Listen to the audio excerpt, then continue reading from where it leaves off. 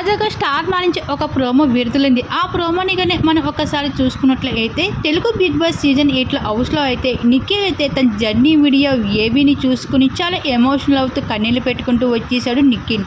అయితే big boss season 8కి విన్నరు నిఖిలే ఎక్కువ అవడానికి ఛాన్సెస్ ఉన్నదని చెప్పుకోవచ్చు. గౌతమ్ కృష్ణ నిఖిల్కి పోటీ ఉన్నప్పటికీ కూడా ఈ రోజుకి నిఖిల్కే ఎక్కువ ఛాన్స్ ఉంది విన్నర్ అవడానికి.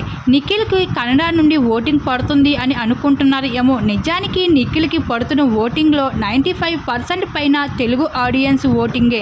నిజానికి చాలా కొంతమంది తెలుగు ఆడియన్స్ మాత్రమే తెలుగు వాళ్ళకి సపోర్ట్ చేయాలి అనుకుంటున్నారు.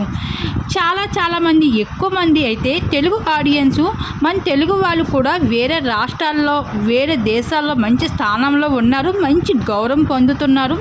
ఇది టాస్క్ మాత్రమే, గేమ్గానే చూడాలి అని అనుకున్న వాళ్ళే ఎక్కువ మంది తెలుగు ఆడియన్స్ ఉన్నారు. ఒకవేళ నిఖిల్ విన్నర్ అయితే మాత్రం అందులో మెజారిటీ సపోర్ట్ మాత్రం మన తెలుగు ఆడియన్స్దే ఉంటుంది.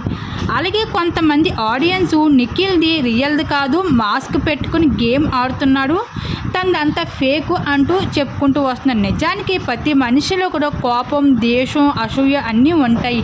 అవన్నీ ఉన్నవాడే కదా మనిషి కదా.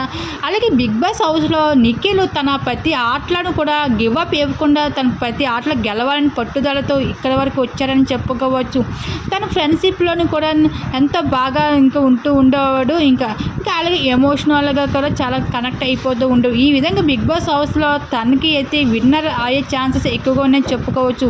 మరి గౌతమ్ విన్నర్ అవుతారని అనుకుంటున్నారా, నిఖిల్ అవుతారని అనుకుంటున్నారా? మీ అభిప్రాయం తప్పకుండా కామెంట్ సెక్షన్ షేర్ చేసుకోండి.